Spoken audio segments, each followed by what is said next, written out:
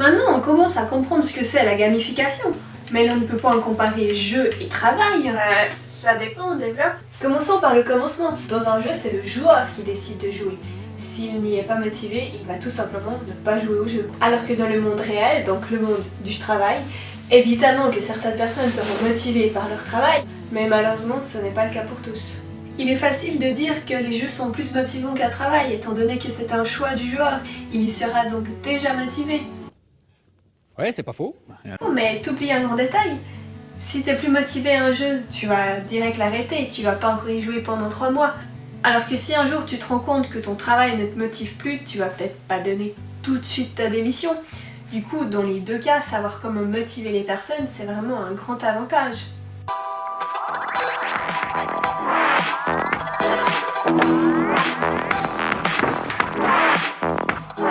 Et oui, selon l'étude Gallup de 2013, les entreprises ne débordent pas d'employés super engagés, puisque seuls environ 16% des Suisses seraient engagés à leur travail, quand 76% désengagés et même 8% totalement désengagés. Vous l'avez compris, aujourd'hui on va parler de motivation et d'engagement. Bien que l'on ne soit pas tous motivés par les mêmes choses au travail ou dans un jeu, certaines théories sur la motivation sont applicables dans les deux domaines. Et les théories sur la motivation, il y en a plein. Mais dans cette vidéo, je vais principalement vous parler de la motivation intrinsèque et extrinsèque. Quoi? Ça va venir. Dans une de mes précédentes vidéos, je vous expliquais les différents types de joueurs qui sont tous motivés par des choses différentes. Mais dans le monde du travail, il est aussi possible de séparer les gens en plusieurs catégories. Le professeur américain Emil Wrewniewski a séparé dans ses recherches les personnes en 3 orientations au travail, chaque catégorie ayant environ 33% de la population. Les personnes orientées gagne-pain, elles travaillent pour vivre. Pour elles, la limite entre vie professionnelle et vie privée est très claire. Les personnes orientées carrière, elles recherchent par le travail le prestige et du succès, de l'ascension au sein de l'entreprise. Les personnes orientées vocation, le travail fait pour elles partie de leur vie et de leur identité. Le travail représente pour ces personnes une manière de s'exprimer et de se réaliser. En voyant ces 3 catégories, on peut vite imaginer qu'elles ne sont pas toutes motivées par les mêmes choses. Après, évidemment que pour un jeune, lors de son premier emploi, il ne sera pas motivé par la même chose qu'un cinquantenaire qui approche la retraite. Mais si l'on cherche à motiver tout type de collaborateurs, il est à mon avis très important à penser à ces 3 catégories.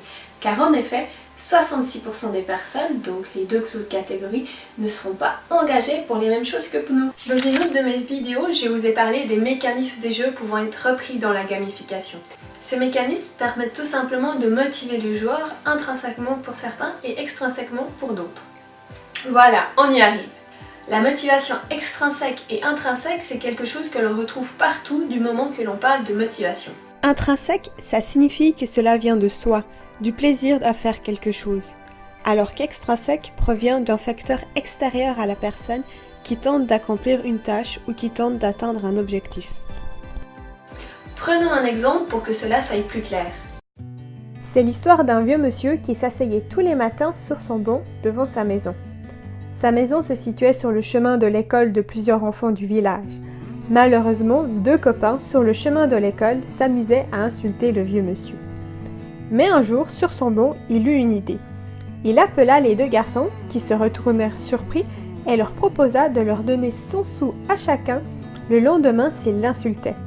Les 2 garçons furent bien étonnés et acceptèrent l'offre en pensant que le vieux monsieur était aussi fou. Comme promis, le lendemain matin, les 2 garçons insultèrent le vieux monsieur et il leur donna en échange 100 sous à chacun. Les jours continuèrent ainsi, cependant le monsieur leur proposa chaque jour une plus petite somme pour le lendemain, jusqu'au jour où il leur dit que si le lendemain ils l'insultaient, il ne leur donnerait plus de sous. Le lendemain, les garçons passèrent devant la maison, sans dire un mot. Ce n'est peut-être pas la meilleure méthode, mais ainsi, il changea la motivation intrinsèque des garçons en motivation extrinsèque pour ensuite enlever la récompense et donc enlever la motivation. Lorsque l'on promet une récompense si quelque chose est fait, c'est donc de la motivation extrinsèque. Des récompenses extrinsèques au travail peuvent être une récompense financière ou encore une opportunité de suivre une formation. Les mécanismes des jeux correspondant aux récompenses extrinsèques sont notamment les points, les badges, les ronds, les prix, les étoiles, les smileys ou encore des autocollants. Le problème avec la motivation extrinsèque, c'est qu'on oublie souvent pourquoi on fait ce que l'on fait. Un exemple de motivation extrinsèque qu'on a tous connu à l'école, c'est les notes. Où on vise soit de juste réussir, soit de réussir le maximum, qu'on est prêt à apprendre des phrases par cœur, des théories par cœur sans les comprendre juste pour réussir.